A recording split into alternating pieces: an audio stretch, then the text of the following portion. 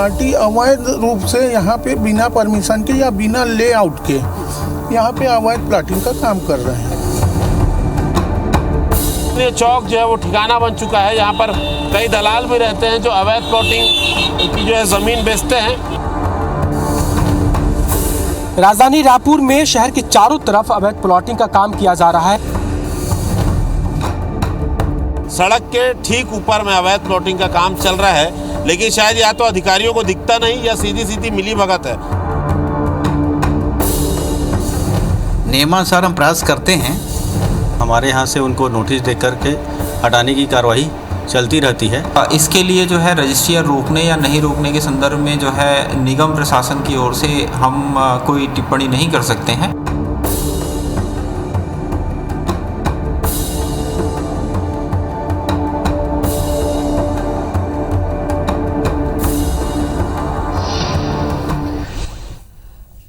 नमस्कार, स्वागत है आप सबका। मैं पुनीत पाठक हूं। IBS 24 ने एक मुहिम छेड़ी थी अवैध प्लॉटिंग, वो भी राजधानी में, वो भी सारे डिपार्टमेंट्स की नाक के नीचे। अगर ये गोरखधंधा राजधानी में फल फूल रहा है तो बाकी की जगहों पर हाल क्या होगा, आप बहुत आसानी से इस बात का अंदाजा लगा सकते हैं। बड़ी बात यह कि जब हमने इस पर स्पेशल रिपोर्ट, ये आधे घंटे का एक खास कार्यक्रम किया जिसमें इन्वेस्टिगेशन की, पड़ताल की, इस पड़ताल को देखने के बाद, दिखाने के बाद इस पर कुछ कार्रवाइयां भी हुई हैं। साधुवाद इस कार्रवाई को, लेकिन साथ में कुछ बड़े सवाल हैं। एक पैनल आप जुड़ा हुआ देख रहे हैं, इस पैनल में दोनों पक्षों के दो बड़े समर्थ नेता हैं। कांग्रेस की तरफ से प्रमोद दुबे जी हैं जो कि निगम और निगम की कार्यशैली को बखूबी समझते हैं और निगम क्षेत्र में अगर इस तरह का धंधा फले फूले तो लगातार उन्होंने इससे डील भी किया है। रजनीश सिंह जी हैं भारतीय जनता पार्टी के एक जिम्मेदार जनप्रतिनिधि महोदय, उनसे भी चर्चा करेंगे। मेरे दो साथियों को आप देख रहे हैं टीवी स्क्रीन के ऊपर, राजेश राज और साथ में संदीप शुक्ला। ये दो साथी हैं जिन्होंने अवैध प्लॉटिंग के इस खेल को कैमरे में कैद किया, वहां से पूरी रिपोर्ट की और जब इस पर एक्शन शुरू हुआ तो इस एक्शन की भी जानकारी आपको स्पॉट पर जाकर दी। इन चारों से हम चर्चा करें, लेकिन इसके पहले अवैध प्लॉटिंग से जुड़े कई ऐसे सवाल हैं जो आपके भी मन में आते होंगे। सवाल जरा बड़े गंभीर हैं, इनको आप समझें। अवैध प्लॉटिंग पर आखिर रोक लग क्यों नहीं पाती? स्थानीय प्रशासन की आंखें इस पर क्यों बंद रहती हैं? क्यों आप इन्हें खुली छूट देते हैं? किसकी शय पर यह अवैध प्लॉट काटते हैं, वो भी राजधानी में, बीच राजधानी में, राजधानी से आसपास लगे इलाकों में? लैंड माफिया को यह खुली छूट क्यों और किसने दे रखी है? अवैध प्लॉटिंग के ऊपर अब तक एक्शन, इसमें देर क्यों होती है? जब खबर दिखाएं क्या इस बात का इंतजार है? क्या खबर दिखाने के बाद हर बार चेता जाएगा? और आखिर कब तक और किन किन जगहों के ऊपर आप कैमरा पहुंचने का इंतजार कर रहे हैं? जमीन दलालों के हवाले राजधानी क्यों है, यह बड़ा एक और सवाल है। जनप्रतिनिधि जो जनता के बीच में रहते हैं वो आखिरकार इसमें मौन क्यों हो जाते हैं? कई बार उन पर भी सवाल उठ जाते हैं। आम आदमी आखिर कब तक ठगा जाएगा? क्योंकि एक जमीन का टुकड़ा या उस पर मकान बनाना उसका सपना, इसमें पूरे जीवन की पूंजी वो लगाता है, लोन लेकर पूरे जीवन उसको चुकाता है। लैंड स्कैम्स के ऊपर ठोस कार्रवाई कब, ये सबसे बड़ा और अहम सवाल। और साथ में आपको बता दें कि IBS 24 इस खबर को दिखाकर ना किसी को पैनिक करना चाहता है, ना कोई बखेड़ा खड़ा करना चाहता है, ना केवल हंगामा करना चाहता है। चाहते इतना है कि जो आपके मन के सवाल हैं कि अवैध प्लॉटिंग के ऊपर, अवैध इन कॉलोनियों के ऊपर हम खबर दिखाएं, इसके बाद ही एक्शन क्यों होता है? क्यों इनको हर जगह से परमिशन मिल जाती है? अगर बिना परमिशन के काम कर रहे हैं तो इन पर वक्त रहते एक्शन क्यों नहीं होता? ऐसे तमाम सवाल है। और एक बात क्लियर कर दें, राज किसी का भी रहे, इस तरह की अवैध प्लॉटिंग थम नहीं पाती, रुक नहीं पाती। हमारे साथ में सबसे पहले प्रमोद जी से हम सवाल पूछे, रजीश जी सवाल पूछे, उसके पहले संदीप और मेरे एक और सहयोगी राजेश इस वक्त मौजूद हैं। पहले चलते हैं संदीप के पास। संदीप, जरा संक्षेप में बताएं, आप किन किन इलाकों में गए, क्या देखा और कार्रवाई के नाम पर क्या देखा? देखिए, हम जो गए थे सेजबहार में गए थे, डोमा में गए थे, इसके अलावा डूंडा और बोरिया कला में गए थे। वहां पर धड़ल्ले से जो है वो प्लॉटिंग की जा रही है, अवैध प्लॉटिंग। और दुर्गा विहार में कॉलोनी मिली जहां पर खेत में मुरूम पटक कर सैकड़ों एकड़ में, आपको बता दें, अवैध प्लॉटिंग चल रही है। वो सड़क इतनी खराब थी उस कॉलोनी की कि वहां पैदल चलना तो दूर, हमारी कार भी नहीं घुस रही थी, हमें मेड़ों से अंदर जाना पड़ा। और लगातार वहां पर घर बन रहे हैं, चूंकि नगर निगम के क्षेत्र में, लेकिन लेआउट पास नहीं है, इसलिए हर घर में वहां बोर किया जा रहा है। बांस, बड़े बड़े बांस डालकर वहां बिजली के कनेक्शन दिए जा रहे हैं। जो बेचारे लोग हैं वहाँ खरीद चुके हैं प्लॉट को, वो आज रो रहे हैं कि प्लॉटर ने धोखा देकर, झूठे वादे करके हमें जमीन बेच दी। अब उनके जो है पूरे जीवन भर की कमाई वहाँ फंस गई है। और सबसे बड़ी बात है कि नगर निगम क्षेत्र में है, 200, 250, 300 रुपए में प्लॉट बिकता है। और पुनीत जी आपको बता दें कि मूरा भट्टी और गुड़ियारी ये ऐसे इलाके, मच्छी तालाब, यहाँ तो ऐसा है कि नगर निगम ने बोर्ड लगाए थे कि ये यहाँ पर जो है अवैध प्लॉटिंग हो रही है, रजिस्ट्री पर रोक है, कोई प्लॉट ना खरीदे। भू माफिया जो है गुड़ियारी के बड़े बड़े भू माफिया उस बोर्ड को निकालकर फेंक चुके हैं। और ताजा उदाहरण आपको दिखा रहा हूँ, जिस जगह मैं खड़ा हूँ यहाँ से कुछ दूरी पर ही देखिए, पूरे प्रदेश की सबसे बड़ी अवैध प्लॉटिंग हो रही है।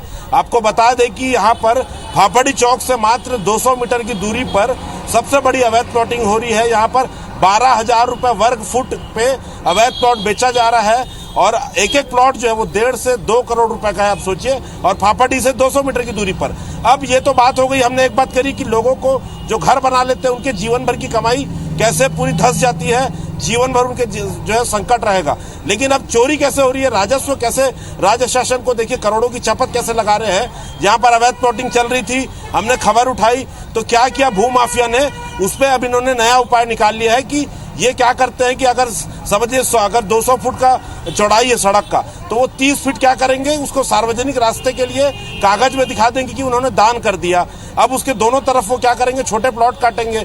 अब चूंकि वो अवैध प्लॉटिंग नहीं हुई, अब वहाँ ये हो जाएगा कि आने जाने का रास्ता है भैया, यहाँ प्लॉटिंग करेंगे, ये तो अवैध हुई नहीं। अब चूंकि जमीन दान कर दिए हैं तो नगर निगम उस पर सड़क बनाएगा, उस पर नाली बनाएगा, और जो रजिस्ट्री का पैसा है वो जो प्लॉट काटने वाला भू माफिया है वो खाएगा। तो यहाँ पर आपको बता दें 2 से 3 अरब रुपए की अवैध प्लॉटिंग हुई है। शासन को कम से कम 2.5 से 3 करोड़ रुपए की चपत अभी तक लग चुकी है।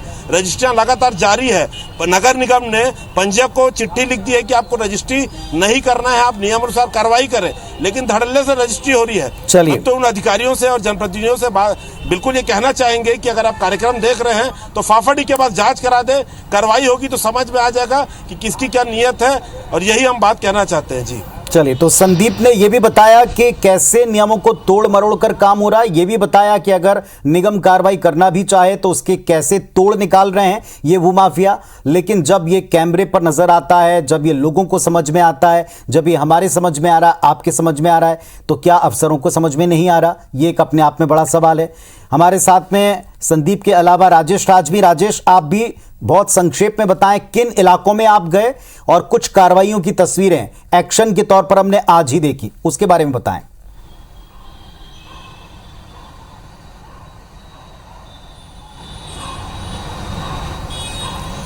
जी पुनीत, देखिए राजधानी में अवैध प्लॉटिंग की खबरें तो आपको कहीं भी मिल जाएगी।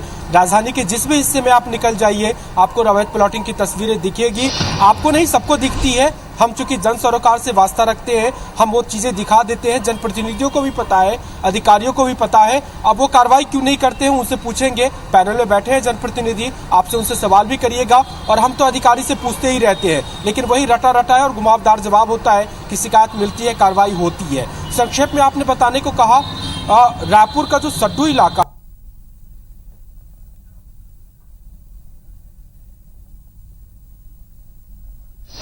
चलिए, तो राजेश जो है, राजेश की बात हम सुन रहे थे, लेकिन बीच में सिग्नल्स जो है उनके ब्रेक हो रहे हैं, उनकी आवाज़ हम पहुंचा नहीं पा रहे हैं। वापस जब जुड़ेंगे तब उनके पास जाएंगे। फिलहाल प्रमोद जी से पूछते हैं। प्रमोद जी, ऐसी कोई बात नहीं है जो आपकी जानकारी में ना आ पाई हो, देर सवेर इस पर एक्शन भी होता है। आज हमने खबर दिखाई, मात्र कुछ घंटे के भीतर में देखा उसमें जिस सड़क को वैध दिखाने के लिए बनाया जा रहा था उस सड़क पर एक्शन हुआ, चौगड्ढे को तोड़ा, उसकी लिंक वाली जगहों को तोड़ा गया। पर एक सबके जहन में सवाल आया, जब आपको पता था तो फिर इतना विलंब क्यों होता है? क्यों कैमरे के पहुंचने का, क्यों लोगों के लुटने का इंतजार किया जाता है? पुनीत जी, ये बहुत गंभीर मसला है और धन्यवाद भी है IBC 24 को। इसके तह तक जाने पर बहुत सारी चीज़ें ऐसी होती हैं जिसमें चाहते हुए भी कार्रवाई करना थोड़ा सा तकलीफदायक इसलिए होता है कि कोई भी अगर आदमी ज़मीन लेता है, कोई भी बिल्डर अगर ज़मीन लेता है तो वो पहले किसान से एग्रीमेंट कराता है, और एग्रीमेंट वो कराता है बिल्डर जो बेचता है, लेकिन फ्रंट में रखता है वो रजिस्ट्री के लिए किसान को। जब कोई कार्रवाई, बड़ी कार्रवाई करने जाते हैं तो किसान का चेहरा वो सामने में ला देता है। स्वाभाविक तौर पर, चाहे आप रहें, चाहे मैं रहूं, चाहे सरकार रहे, चाहे शासन रहे, उस किसान को देखने के बाद आपके मन में ये बात जरूर आएगी, किसान खड़े होकर ये कहता है कि मुझे पैसे की आवश्यकता है, लेकिन वो ये बातें नहीं बताता कि वो एग्रीमेंट जो है वो बिल्डर के साथ किया है, क्योंकि जितनी बार रजिस्ट्री के दफ्तर में जाता है वो किसान ही जाता है। तो बहुत बार किसान के कारण जो एक नाजायज फायदा जिसको कहते हैं उठाने की बात, वो होती है। दूसरी बात मैं आपको बताऊं कि रायपुर शहर की अगर बात करें तो धारा 309 और 310 के अंतर्गत लगभग 35 लोगों के ऊपर एफआईआर कराई गई है, और उन 35 लोगों के खिलाफ थाने में बाकायदा जाकर के नगर निगम के द्वारा एफआईआर कराई गई, उसकी जांच होती है। अब वो जमीन जिसने बेचा है और जिसने खरीदा है उसकी तह तक जाने का काम जो है वो पुलिस की है, लेकिन नगर निगम की जितनी कार्रवाइयां एक विधि सम्मत जो हो सकती है वो कार्रवाइयां जरूर करने का प्रयास कर रहे हैं।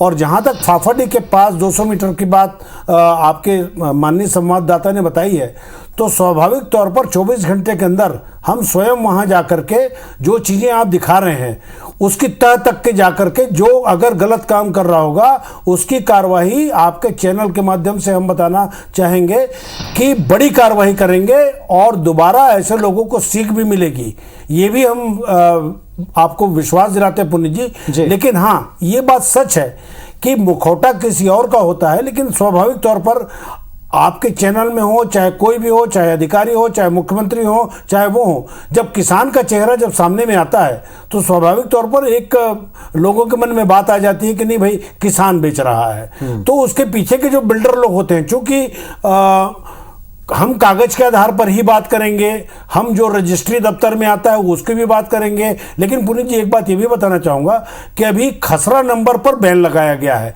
हमने रजिस्ट्री और रजिस्ट्रार को चिट्ठी लिखी है कि खसरा में बैन लगा करके उन जिसमें बैन लगाया गया है उनकी रजिस्ट्री कतई न की जाए, लेकिन चूंकि अलग अलग विभाग होते हैं, अब वो रजिस्ट्री करने की जिम्मेदारी रजिस्ट्रार की होती है, तो किस खसरा नंबर पर रजिस्ट्री करना है हमने खसरा नंबर का उल्लेख करके भेजा है। और जनता से भी आपके माध्यम से आग्रह करते हैं कि वो प्लाट खरीदने के पहले कम से कम नगर निगम में आकर के उन चीजों का तहकीकात कर ले, उन कॉलोनियों के बारे में तहकीकात कर ले कि उसका रेरा से पंजीयन हुआ है या नहीं हुआ है, उसको सारी जानकारियां वो जो है वो नगर निगम के माध्यम से उपलब्ध कराई जाती है। तो मेरा आपके माध्यम से जनता से हाथ जोड़कर प्रार्थना है कि जीवन भर की वो कमाई होती है उनकी अवैध जगह में जाकर के आपकी बातों से सहमत भी होना चाहते हैं और आपकी काफी हद तक बातें सही भी हैं पड़ताल में, लेकिन प्रमुख 2-3 छोटे-छोटे सवाल हैं वो मैं आपसे बाद में पूछूंगा। रजनीश जी का एक बार पक्ष ले लूं। रजनीश जी, ऐसा नहीं है कि केवल कांग्रेस के शासनकाल में हुआ, कई ऐसी अवैध प्लॉटिंग हैं, कई ऐसे भूखंड हैं जो बीजेपी के 15 साल के शासनकाल में उन पर कॉलोनियां तक बस गईं। लोगों के जहन में सवाल आते हैं कि वहां बिजली के कनेक्शन कैसे मिल जाते हैं, आप वहां से टैक्स कैसे कलेक्ट करते हैं, आप वहां पर सड़क बिजली पानी के कनेक्शन की अनुमतियां कैसे देते हैं अगर वो अवैध है। वो 10-12 साल बाद समझ नहीं पाते। कौन जिम्मेदार है इसका? पाठक जी, सबसे पहले नमस्कार सभी व्यूअर्स को, आपके दर्शकों को जी, और मैं आपको बहुत धन्यवाद देता हूं, बधाई भी देता हूं कि एक गंभीर संवेदनशील मुद्दे पर आपने आज ये डिबेट किया है अवैध प्लाटिंग को लेकर के। लेकिन मैं हमारे महापौर जी, पूर्व महापौर जी और वरिष्ठ नेता हैं कांग्रेस के, उनको सुन रहा था कि किसान सामने हो जाता है और बार बार जाके रजिस्ट्री करवा जाता है। इसमें समझने वाली बात है कि अभी छत्तीसगढ़ में कॉलोनाइजर एक्ट रेरा बना हुआ है। एक किसान यदि अपना 1 एकड़ जमीन एक साथ बेच दिया तो ठीक है, और 1 एकड़ बेचने के बाद वो किसान फिर दोबारा नहीं जाता है उसका कि 5 डिसमिल में बेच रहा हूँ, फिर उसका 2.5 डिसमिल बेच रहा हूँ, इतना स्क्वायर फीट बेच रहा हूँ। तो ये जो बात है ये पूरा सत्य नहीं है। अभी भी एक तो इन्होंने जो नियम किया 2 डिसमिल 2.5 डिसमिल बेच सकते हैं, तो उनके लिए था जिनके पास कुल उतनी जमीन है। यदि मेरे पास 5 एकड़ जमीन है और मैं 5-5 डिसमिल का यदि करवाने जाता हूं, मैं बोलता हूं कि मेरे को आवश्यकता है तो मैं 5 डिसमिल बेच रहा हूं, कितने बार तक मैं रजिस्ट्रार ऑफिस को, निगम को ऐसा बोल सकता हूं? हमको ये समझ में नहीं आएगा कि आदमी 1 एकड़ को 20 बार रजिस्ट्री क्यों करवा रहा है और अलग अलग नामों से क्यों करवा रहा है। तो ये बात बिल्कुल ही सत्य नहीं है कि किसान सामने आ जाता है, बल्कि सत्य यह है कि किसान से बल्क में ही लेते हैं कॉलोनाइजर लोग। 2 एकड़, 4 एकड़, 10 एकड़ और उससे बहुत बड़ी बड़ी। लेकिन प्रश्न यह है कि रजिस्ट्री, अभी अब प्रमोद जी बोल रहे थे कि हमने रजिस्ट्रार ऑफिस भेजा हुआ है और वहां हो सकता है कि दूसरा विभाग है, मतलब रजिस्ट्रार ऑफिस छत्तीसगढ़ विभाग, छत्तीसगढ़ शासन के अंतर्गत नहीं है। इनके ऑब्जेक्शन करने के बाद वो रजिस्ट्री कर दे रहा और निगम को पता नहीं लग रहा। ये बात किसी को पचती नहीं है और जचती भी नहीं है कि हमने ऑब्जेक्शन दिया हुआ, एक बार रजिस्ट्रार में आप खसरा रकबा और इसको दे दिए तो वो उसका रजिस्ट्री नहीं होता। जो सवाल आप रजनीश जी उठा रहे हैं वो ऑलरेडी हमने सवाल उठाए हुए हैं। एक सवाल आपसे भी था कि ऐसा किसी के पर्टिकुलर शासनकाल में नहीं हो रहा। जो सवाल आज आप उठा रहे हैं वो सवाल आपके ऊपर भी उतने ही लागू होते हैं कि बीजेपी के शासनकाल में भी ऐसा होता रहा है और धड़ल्ले से हुआ, और ऐसी कई कॉलोनियां जो आज वैध होने की राह तक रही हैं और लोग इसके बारे में भोग रहे हैं और आज तक इंतजार कर रहे हैं। कौन इसके लिए आपको ज्यादा जिम्मेदार लगता है? प्रश्रय देने वाले अफसर लगते हैं या घुमा फिरा कर लोगों को ही हम जिम्मेदारी देंगे? तो अवैध प्लॉटिंग की खबर हमने लगातार दिखाई थी। राजेश, अगर आप मेरी आवाज सुन पा रहे हैं, बहुत संक्षेप में बताएं किन इलाकों में आपने कार्रवाई को भी देखा?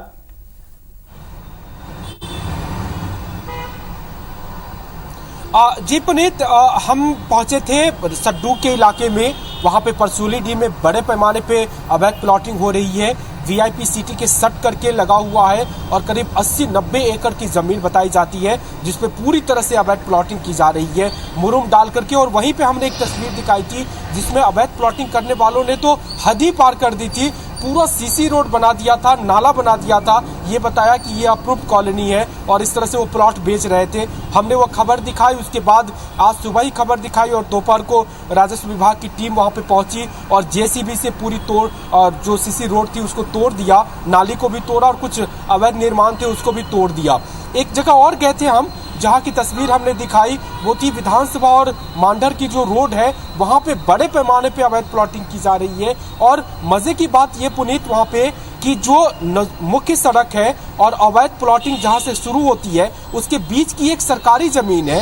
उस सरकारी जमीन पे वर्षों से कुछ लोग, गरीब लोग बसे हुए हैं नजूल की जमीन पे, लेकिन वहां के स्थानीय अधिकारी धमकी दे रहे हैं उस लोग, वो जो बसे हुए लोग उनको, कि हम तुम्हारा घर तोड़ देंगे, तुम अवैध कब्जे पे बने हो। और ये धमकी और घर तोड़ने की बात इसलिए की जा रही है ताकि उस अवैध प्लॉटिंग का जो साइट है वहां तक चौड़ी सड़क मिल जाए और लोग परेशान हैं। कोई शिकायत नहीं है राजस्व विभाग के अधिकारियों के पास, लेकिन सिर्फ मौखिक शिकायत के आधार पे आते हैं, धमकाते हैं, उनको घर तोड़ने की बात की जा रही है। इतने हौसले तो प्रमोद दुबे जी अभी महापौर है वो बता रहे थे, हालांकि ये नगर निगम क्षेत्र की बाहर की बात है, लेकिन कोई ये भी कर सकता है, एक अधिकारी खुलेआम अवैध प्लॉटिंग करने वालों के साथ मिल करके और एक आम आदमी को सताए, उसके घर तोड़ने की बात की जाए, ये कितनी बड़ी बात है। अभी तो आप बता रहे थे कि किसान का राजेश जैसा बता रहे हैं कि हमारे साथ में यहाँ प्रमोद जी मौजूद हैं और प्रमोद जी ने महापौर के तौर पर भी काम संभाला है रायपुर का और अभी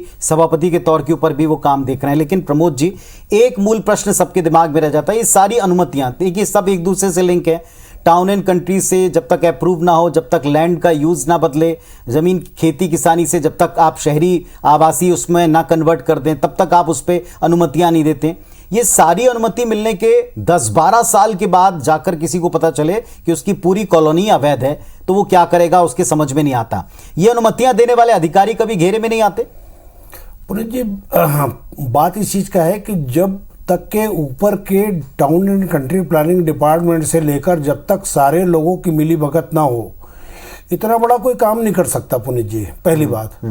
दूसरी बात, आदरणीय रजनीश सिंह जी कह रहे थे सरकार के ऊपर, तो मैं 100 उदाहरण भारतीय जनता पार्टी के 15 साल के सरकार में दे सकता हूं। आज भी आपके जेहन में है कि स्वागत विहार में 3200 लोग आज घूम रहे हैं। किसके समय से उनको अनुमति मिली, कौन टीएनसी से उनको अनुमति दिया, कैसे वो 17 एकड़ जमीन को, सरकारी जमीन को उसने तत्कालीन उस समय आज से 6 साल पहले बेच दिया। कुल मिलाकर के पुनीत जी अगर बात करें तो मैं केवल एक कॉलोनी की बात नहीं कर रहा हूँ, रावतपुरा फेज 1 फेज 2 से लेकर कम से कम मैं 22 से 25 ऐसे कॉलोनी। मैं एक उत्तर भी ले लूं, रजनीश जी आप उत्तर देंगे? जो मैंने भी सवाल पूछा था कि ये किसी एक के शासनकाल की दिक्कत नहीं है, ये साठगांठ जो है हमेशा चलती रही है, चाहे सरकार किसी की भी हो। पुनीत जी, मैं एक चीज अभी प्रमोद जी जो बोल रहे हैं कि 15 साल से हो रहा है, 15 साल का बात छोड़िए और मैं बता रहा हूं पुनीत जी, सिर्फ रायपुर नगर निगम नहीं है, छत्तीसगढ़ के जितने नगर निगम है, नगर पालिका, पंचायत और ग्राम पंचायत, अवैध प्लाटिंग छोड़ दीजिए, अवैध कब्जा, जो मेरा जमीन है कोई और ले रहा है, और ये इतने बड़े मात्रा में है कि इसका जवाब आप नहीं दे सकते। ये नहीं बोल सकते 15 साल में हुआ है। अवैध प्लाटिंग यदि हुआ है तो उसके खिलाफ कार्रवाई हुई है, उनको वैध करने का भी सरकार ने प्लान किया था, और बहुत सारी अवैध कॉलोनियों को किन्हीं कांडों से चलिए, अब एक बात साफ है, प्रमोद जी भी स्वीकार करते हैं कि हाँ ये खुला खेल चल रहा है और चल रहा था, रजनीश जी भी स्वीकार करते हैं खुला खेल चल रहा था और चल रहा है, और दोनों जनप्रतिनिधि, जब दोनों आप जनप्रतिनिधि इसकी संवेदनशीलता समझते हैं तो आम जनता को ये जरूर समझाइएगा कि इन पर रेगुलर लगातार अंकुश लगाने का काम क्यों नहीं होता। ये बीच में जो अधिकारी जो अपनी तरफ से इन सबको अपनी अनुमतियां प्रदान करते जाते हैं बिना इंस्पेक्शन के, उनके ऊपर शिकंजा क्यों नहीं कसता है।